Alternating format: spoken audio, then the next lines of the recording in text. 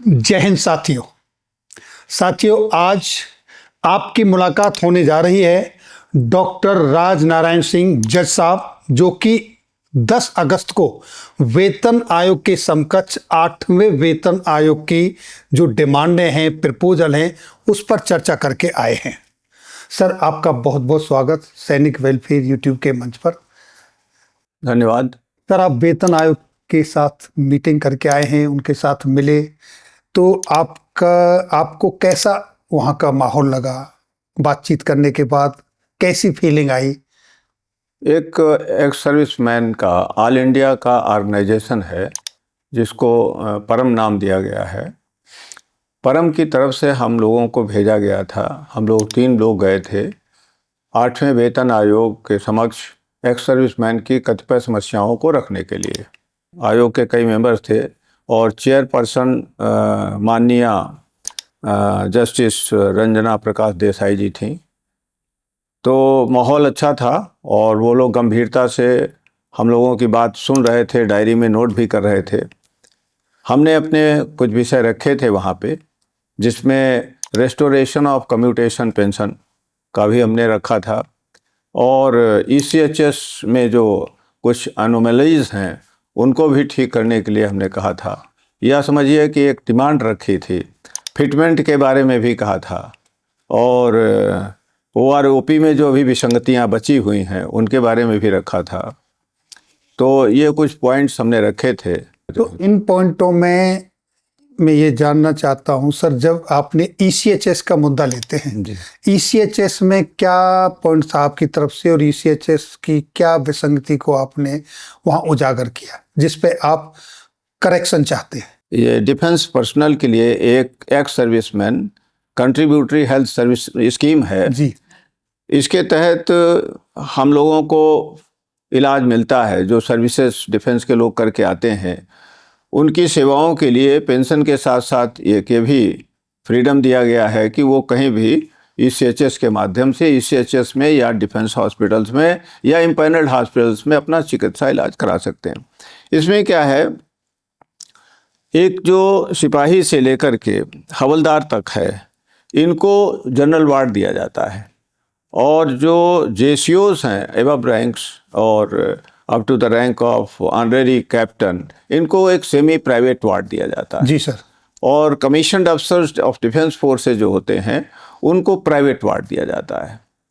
अब बात ये आती है कि जो चिकित्सा है वो तो समान रूप से एक मानवता का अधिकार है, मनुष्यता का अधिकार है, सबको मिलना चाहिए। तो जो ECHS फैसिलिटीज़ के लिए कार्ड बनता है उसमें पहले ही जो कंट्रीब्यूशन कराया जाता है उसका कैटेगराइजेशन कर रखा है, रैंक के हिसाब से कैटेगराइजेशन, कि इस रैंक से इस रैंक तक को इतना कंट्रीब्यूट करना है और आगे के JCOs एंड वेब को अलग करना है, कमीशन अफसर्स को अलग कंट्रीब्यूशन देना है। अब बहुत सारे ऐसे लोग हैं जो हमारे नॉन कमीशन लोग हैं। सर, मैं यहाँ आपको थोड़ा सा रोकना चाहूँगा जी। गुस्ताखी के लिए माफ़ी सर। जी। गवर्नमेंट की तरफ से फिक्स्ड मेडिकल अलाउंस जो मिलता है वो 1000 रुपये मिलता है। जी। चाहे वो जवान हो, चाहे JCO हो, चाहे अधिकारी हो। जी। तो गवर्नमेंट की तरफ से तो एक समान अलाउंसेस मिलता है। जी। लेकिन रूम फैसिलिटी जो है ये अलग अलग है जी। जो कंट्रीब्यूशन के आधार पर दी गई है। जी। तो आप इसमें क्या चेंज चाहते हैं? तो मैं कह रहा था, जो लोग सक्षम हैं या जो अपना आवश्यक समझते हैं, ये ऑप्शन कर देना चाहिए कि जो कंट्रीब्यूशन दे सके प्राइवेट वार्ड के लिए उसको प्राइवेट वार्ड का कार्ड मिलना चाहिए और प्राइवेट हॉस्पिटल की सुविधाएं मिलना चाहिए।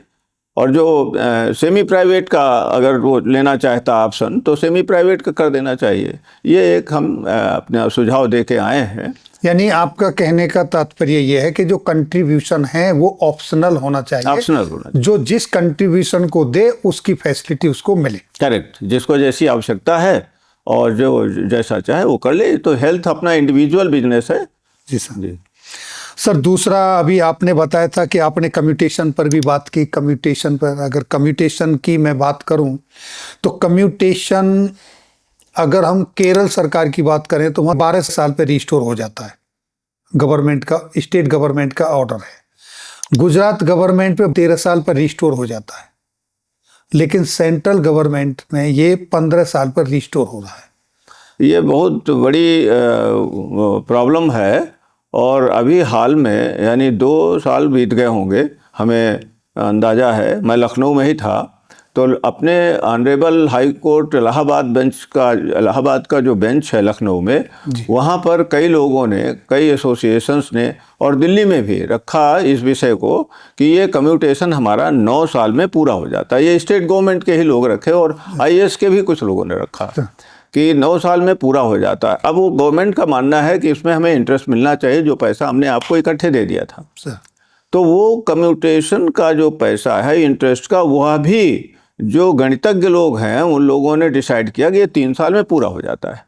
तो कुल मिलाकर जो डिफेंस के लोगों ने या जो सिविल के रिटायर्ड लोग थे, उन लोगों ने विषय रखा ऑनरेबल हाई कोर्ट में, और हाई कोर्ट ने माना भी। लखनऊ बेंच का हमें याद है, जस्टिस राजेश सिंह चौहान के बेंच ने माना भी, और उन्होंने कई मामले में स्टे कर दिया कि अब 12 साल से ऊपर इनका कोई रिकवरी ना की जाए। इस बात को स्वीकार भी कर लिया। लेकिन अभी हमें जल्दी ही जानकारी हुई है कि दिल्ली हाई कोर्ट में ये स्टे कर दिया गया, ऐसा मैटर था, उसको स्टे कर दिया, यानी वो आगे उसको अलाउ नहीं कर रहे हैं जी। अब यह माननीय उच्चतम न्यायालय को ये अधिकार है कि उसको ये आगे रिस्टोर कर दें, क्योंकि जो गणित के जानकार लोग हैं, सीएज हैं, और जो एसोसिएशंस ने रखा, उन्होंने अच्छा से कैलकुलेट करके इसको रखा हुआ कि 12 साल में हमारा पूरा हो जाता है इंटरेस्ट सहित। तो ये हमने मांग रखी कि भाई गवर्नमेंट को चाहिए, आप लोग प्रपोज करिए, ये पे कमीशन के लोग प्रपोज करें, गवर्नमेंट उसको माने और ख़त्म कर दे। जो रिटायर्ड लोगों को कोर्ट के चक्कर लगाने पड़ रहे हैं, कोर्ट के चक्कर ना लगाना पड़े, उनको 12 साल में रेस्टोरेशन मान लिया जाए। सर, दूसरे मसले आपने जिक्र किया, एडिशनल जो पेंशन मिलती है 80 साल की एज पूरे होने पर, इसमें तो इसके ऊपर आपका क्या नज़रिया, और आपने जो मेमोरेंडम गया, जो बातें हुई, वो कहाँ रखी? जी, इसमें मेरा सुझाव ये मैंने दिया था, क्योंकि मेरा ये मानना है, और ये जो कैलकुलेशन है, वर्ल्ड हेल्थ ऑर्गेनाइजेशन का कैलकुलेशन है, जो हमारे इंडिया के लोगों की जो एज स्पैन है वो 80 साल या ऊपर नहीं जा रही, बहुत कम, रेयरेस्ट ऑफ रेयर लोगों की 80 और ऊपर जा रही। और जो हमारे लॉट है डिफेंस का, वो तो बहुत डिप्राइव्ड लोग, हम लोग हैं डिप्राइव्ड लोग, जो खासकर जो नॉन कमीशन है, जिनकी संख्या बहुत ज़्यादा है, they are financially very deprived, तो उनका लाइफ स्पैन और नहीं जा पाता है। तो जो 80 साल में किया गया था, 80, 85, 90 था, जी, कि वो 20% बढ़ाया जाए, उसका मेरा मानना है कि वो 65% ले लिया जाए और 80 साल तक कंप्लीट हो जाए, क्योंकि 80 के ऊपर बहुत कम लोग जा पाते हैं। तो ये मैंने सुझाव दिया है, और उन लोगों ने उसको सीरियसली अपनी डायरी में नोट भी किया है। यानी कि आपका कहने का मतलब ये है कि 65 साल से बढ़ना शुरू हो और 80 साल तक पूरा हो जाए, पूरा 100% हो जाए। जी, 100%। जी। तो आपको लग रहा है कि ये मसले पैनल ने सीरियसली सुने? जो मैं देख रहा था, तो हमारे जो आयोग के मेंबर्स थे और जो चेयरपर्सन थी मैडम जस्टिस रंजना प्रकाश देसाई जी, ये लोग सीरियस थे। हम लोग जो भी अपनी बात कर रहे थे, तो सीरियसली उसको डायरी में नोट कर रहे थे। हमें पूरी उम्मीद है, सरकार से उम्मीद है, वेतन आयोग से उम्मीद है कि हम लोगों की मांगें वो मानेंगे, क्योंकि ये बहुत मानवीय आधार पर हैं और बहुत लाइफ के लिए आवश्यक हैं। Article 21 of constitution of India also says that it is the responsibility of state to give protection of life and liberty. जी, तो ये हमारे लाइफ से संबंधित मैटर है, ये कॉन्स्टिट्यूशनल राइट है। तो इसको तो मैं हाथ जोड़ के निवेदन करूंगा कि वेतन आयोग अपनी सिफारिश करे उसको गवर्नमेंट ऑफ इंडिया को, और government of India, ministry of defence इसको पूरे तहे दिल से स्वीकार करे। सर, आपने तो अपने जीवन में बहुत सारे केसेस आए हैं, देखे होंगे, आपने बहुत सारे फैसले दिए हैं। अब एक बहुत ही महत्वपूर्ण पॉइंट है, जो कि वेतन आयोग की एक तरीके से रीढ़ की हड्डी कहा जाता है, और वो है फिटमेंट फैक्टर। फिटमेंट फैक्टर, हाँ। फिटमेंट फैक्टर के ऊपर आपकी क्या राय है? आप इसको किस तरीके से देखते हो? 7वें वेतन आयोग में 2.57 था और अब संस्थाओं ने जो मांगे रखी हैं वो फैमिली यूनिट जो पहले 3 कंसीडर होती थी अब उसको 5 माना गया है। उसके लिए सपोर्ट में बहुत सारे एविडेंस भी दिए गए हैं, तो वो 3.83 तक की मांग है। लेकिन डिफेंस वालों की जो ऑर्गेनाइजेशन है उन्होंने 3 की मांग रखी है। आपने वेतन आयोग के समकक्ष इस पे क्या बात रखी, क्या बातें हुई? ये मेरा भी सुझाव है कि ये 3 होना चाहिए, मिनिमम 3। और जो पहले था, पहले इसको 2.57 माना गया था ये अपने लास्ट पे कमीशन में जी और इसमें अब जो वर्तमान परिस्थितियां हैं सर। तो इसमें महंगाई भी बढ़ती जा रही सर और रिटायरमेंट के बाद रिस्पॉन्सिबिलिटीज़ काफ़ी होती हैं, तमाम खर्चे हो जाते हैं हमारे हेल्थ पर। सबसे ज़्यादा तो हेल्थ पे खर्चा होता है। 60 के बाद हम लोग जितना अपना यूथ दे के आते हैं सर्विसेज में, तो उसमें तो निचुड़ जाता है, आदमी निचुड़ जाता है। तमाम समस्याएं और तमाम एडवर्स कंडीशंस में सर्विस करने के कारण तमाम बीमारियां हो जाती हैं। जबकि आदमी जब 18 साल से 25 साल जो भी हमारी भर्ती का पीरियड है, उसमें जब डिफेंस का आदमी भर्ती होता है तो 100% मेडिकली फिट लिया जाता है। लेकिन रिटायरमेंट होते होते उसको तमाम समस्याएं लग जाती हैं। ऐसी परिस्थिति में तो वो हमारा मानना है कि फिटमेंट मिनिमम 3 होना चाहिए, 2.57 से बढ़ा करके। तो इसमें एक तो हमने इसे नोट कर के रखा हुआ है। तो एक मैटर माननीय उच्चतम न्यायालय के द्वारा Bhupendra Nath Hazarika versus state of Assam decide किया है, जिसमें उनके द्वारा माननीय उच्चतम न्यायालय के द्वारा ये माना गया है कि जो एम्प्लॉयर है, वी आर वेलफेयर स्टेट जी as per the constitution of India, और स्टेट इज वेलफेयर स्टेट। तो उनके बारे में कहा कि employer should be a model employer by ensuring fairness, trust and transparency in its treatment of employees. जी sir. The current minimum pay is inadequate and must ensure a decent standard of living and not subsistence। केवल ये नहीं कि आदमी जीवित रहे, बल्कि वो एक इज्जत के साथ अपनी ज़िंदगी जी सके। तो ये भी सपोर्ट करता है उस अपनी मांग को जो हम 3 फिटमेंट मांग रहे हैं। और इसी प्रकार से ये maintenance and welfare of parents and senior citizens act, इसमें जो मेरा मानना है कि जो जैसे हम आप हैं, हमारे आपके पिताजी ने, माताजी ने कैसे दुलार से प्यार से पाला और कितना उन्होंने अपने लाइफ का पार्ट हमारे आप को डेवलप करने में लगाया। तो हमारा आपका भी एक सामाजिक उत्तरदायित्व बनता है कि हम उनके वृद्धावस्था में उनको भी वैसे ही लुक आफ्टर करें जैसे उन्होंने हमारे बचपन में किया है। तो इसलिए जब सपोर्ट करते हैं तो उन पर खर्चा आता है, तो खर्चे के लिए फिर वो हमें पेंशन बढ़ाना चाहिए। जी सर। पेंशन बढ़ाएंगे तो हमारी मांग ये है कि 2.57 से 3 की जाए। और ऐसे ही एक अपने मिनिस्ट्री ऑफ डिफेंस से लेटर निकला है, जिसमें ये जो फैमिली की परिभाषा पहले थी एकोमोडेशन की कि फैमिली में केवल जो इधर स्पाउस थे, दोनों माने जाते थे, हस्बैंड एंड वाइफ, और उसके 2 बच्चे जी। लेकिन अब जो ये लेटर हाल में निकला है मिनिस्ट्री ऑफ डिफेंस से, उसमें जो डेफिनेशन चेंज की गई है फैमिली की, उसमें पेरेंट्स को भी इंक्लूड किया है एकोमोडेशन के लिए सर। तो it supports the version that our parents are also included in the family. इसलिए वो भी लायबिलिटी है, वो भी जिम्मेदारी है इंडिविजुअल की, पेंशनर की। तो इसलिए 2.57 के बढ़ा करके फिटमेंट 3 किया जाए, ये मेरा सुझाव है, ये मेरा मानना है। और माननीय आयोग से ये निवेदन है कि वो इसको पूरी स्ट्रांग सपोर्ट के साथ, संस्तुति के साथ भेजें ताकि ये गवर्नमेंट ऑफ इंडिया उसे स्वीकार करे। सर एक और जिज्ञासा है कुछ जानने की, क्योंकि आज बड़े सौभाग्य की बात है कि जज साहब बैठे हैं, तो एक सर्विस करके जब जवान आता है, जवान से तात्पर्य अफसर जेसीओ जवान सभी से है, 30 साल 15 साल 35 साल 40 साल, और वो निष्कलंक सर्विस करके आता है और गवर्नमेंट आते समय उसको एक एग्जेम्पलरी कैरेक्टर का सर्टिफिकेट दे देती है। तो क्या उसके बदले अगर एक फाइनेंशियली उसको एक इंक्रीमेंट दे दिया जाए द टाइम ऑफ रिटायरमेंट, तो इस पर आप क्या कहना चाहेंगे सर? आपका बिल्कुल सही कथन है, सही कहना है, और ये बिल्कुल हर टचिंग बात है कि जो डिफेंस का पर्सन है, डिफेंस पर्सनल जिसे हम कह रहे हैं, वो वाकई इतना अनुशासित जीवन जीता है कि उसकी तुलना यहाँ करी ही नहीं जा सकती। यहाँ तो आपको अब कहना तो नहीं चाहिए आपके कैमरा के सामने, जो करेक्टर सर्टिफिकेट है, यहाँ तो करेक्टर सर्टिफिकेट मुफ्त में मिल जाती है, चाहे आदमी का करेक्टर जैसा भी हो।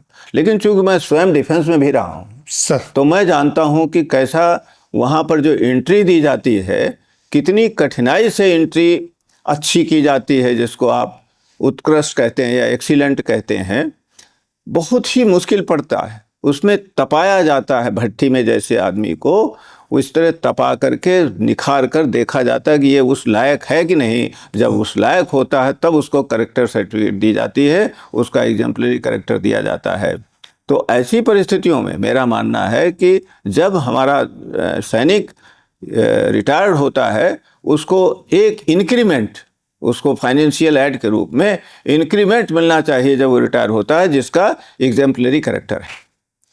सर अगर ऐसा होगा तो जो नीचे वाले हैं उनका भी थोड़ा सा मोरल हाई होगा और वो भी अपने आप को उस लेवल पर। बिल्कुल सही कहा, ये एक इंस्पायरेशन होगा, ये लोगों को प्रेरणा मिलेगी जो नए भर्ती हो रहे हैं या उसमें रिटायरमेंट गैप में और भर्ती होने के बीच के लोग हैं, उनको एक प्रेरणा मिलेगी कि हम भी और अनुशासित ढंग से जिए ताकि आगे जा कर के हमें लाभ होगा।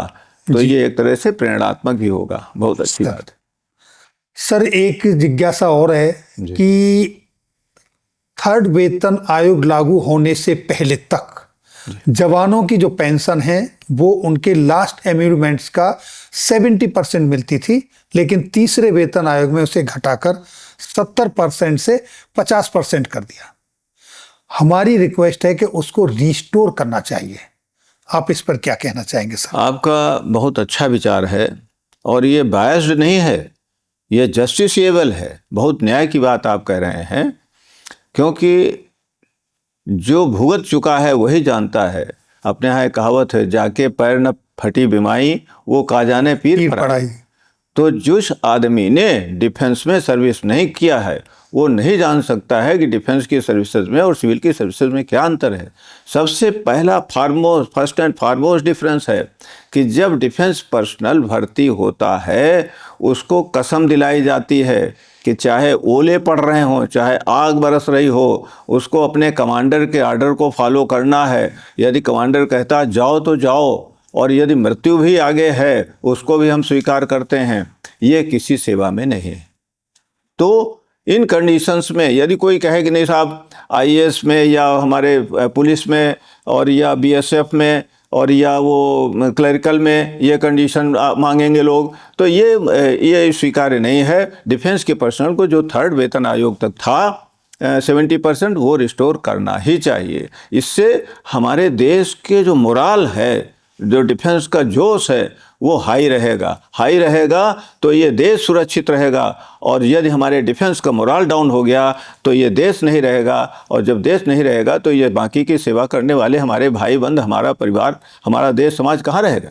इसलिए बहुत सही आपकी मांग है। ये जो विषय आपने अभी बताया 70% का, ये हम लोगों ने विषय उस दिन उठाया है और ये मुद्दा भी दिया गया, राइटअप भी दिया, उनको लिख करके भी दे। ये जितनी मांगे हम लोगों ने किया है, ये ओरल तो उनको खाली हम लोगों ने और थोड़ा उनको बताया है, स्पेशली थोड़े अपनी बात कह करके। अदरवाइज ये राइटअप भी उनको दिए गए हैं लिखित में, और वो जो हम लॉजिक दे रहे थे उन लॉजिक्स को नोट भी कर रहे थे। तो मुझे यकीन है इस पर भी माननीय वेतन आयोग और हमारे प्रधानमंत्री honourable prime minister of India माननीय मोदी जी इसको स्वीकार करें, क्योंकि वो बहुत ही तारीफ़ करते हैं, डिफेंस वालों की बड़ी तारीफ़ करते हैं और डिफेंस वालों के साथ त्यौहार भी मनाते हैं। तो इसलिए हमें उम्मीद है कि डिफेंस का मोराल वो डाउन होने नहीं देंगे और हमारी मांगों को वो स्वीकार करेंगे, हो ना हो कुछ बढ़ा के दे दें। चलिए सर, उम्मीद पे दुनिया कायम है जी। तालान साहब, ये मेरा सौभाग्य रहा है कि 15 वर्ष तक मैं इंडियन नेवी मेडिकल ब्रांच में एज ए फार्मासिस्ट सेवा दी, और उसके बाद में हमने सिविल सेवाएं दी। सिविल में हमने देखिए 5 साल तो वित्त लेखा सेवा में सर्विस किया एज ए ट्रेजरी अफसर, 18 साल, 18.5 साल तक जज रहा, 5 साल और मैंने चेयरमैन कंज्यूमर फोरम की सेवा की। तो जो हमारा अनुभव डिफेंस का है वो बिल्कुल यूनिक है। यहाँ तो तमाम अलग समाज है, अलग परिवार है, सब एक दूसरे को ऑपरेट करते हैं। डिफेंस में कौन करेगा? जो डिफेंस का व्यक्ति अपने गांव से, अपने ज़िले से, अपने प्रदेश से हजारों किलोमीटर दूर रह रहा है, तो वो अपने जो पेरेंट्स हैं उनकी कैसे देखभाल करेगा? तो अभी हाल में जो अपने मिनिस्ट्री ऑफ डिफेंस से लेटर निकाला गया और फैमिली की डेफिनेशन विस्तारित की गई, बढ़ाई गई, और फैमिली में अपने बच्चों के साथ साथ अपने पेरेंट्स को भी जोड़ा गया है, ये बहुत ही अच्छा है। और कहा जाता है कि जो बूढ़ा और बालक में कोई अंतर नहीं रहता। जी। इसलिए हमको आपको उनका ध्यान रखना चाहिए, जो जवान हैं, जो डिफेंस फोर्सेज में हैं। इसीलिए वो डेफिनेशन बढ़ाई गई है कि वो अपने बच्चों के साथ साथ अपने पेरेंट्स को भी वैसे ही लुक आफ्टर करें। तो ये बहुत अच्छा बढ़ाया गया। हम इसके लिए मिनिस्ट्री ऑफ डिफेंस के बहुत बहुत साधुवाद देते हैं, धन्यवाद देते हैं। सर, आपने अपना बहुमूल्य समय दिया, अपने व्यस्ततम समय से समय निकाले, इस पे चर्चा की, और आप वेतन आयोग से मिलकर आए, उसकी जानकारी हमारे व्यूवर्स के साथ शेयर की। मैं सैनिक वेलफेयर न्यूज़ परिवार की तरफ से आपका सदैव आभारी रहूँगा, और मैं अपने व्यूवर्स से कहना चाहता हूँ कि आपको अगर सर से कोई और जानकारी जानना चाहते हैं तो कमेंट्स बॉक्स में लिखें अपनी रिक्वायरमेंट, जानकारी और सर का नाम। फिर मैं आपसे रिक्वेस्ट करूंगा कि आप आएं और उनकी जिज्ञासा दूर करें। बाकी आपने अपना बहुमूल्य समय दिया, उसके लिए बहुत बहुत धन्यवाद सर। बहुत बहुत धन्यवाद आपको तालान साहब। आप तो डिफेंस में रहे, और डिफेंस में से रिटायर होने के बाद भी आज भी आप डिफेंस का जीवन जी रहे हैं, क्योंकि आप रात दिन डिफेंस के लोगों के, जो डिफेंस में सर्विस कर रहे हैं या रिटायर्ड हो गए, उनका, उनके परिवार वालों के लिए आज भी अपना जीवन समर्पित किए हुए हैं, रात दिन काम कर रहे हैं। इसलिए मैं आपका भी बहुत आभार प्रकट करता हूँ। धन्यवाद। Thank you sir. जय हिंद, जय जय भारत। भारत।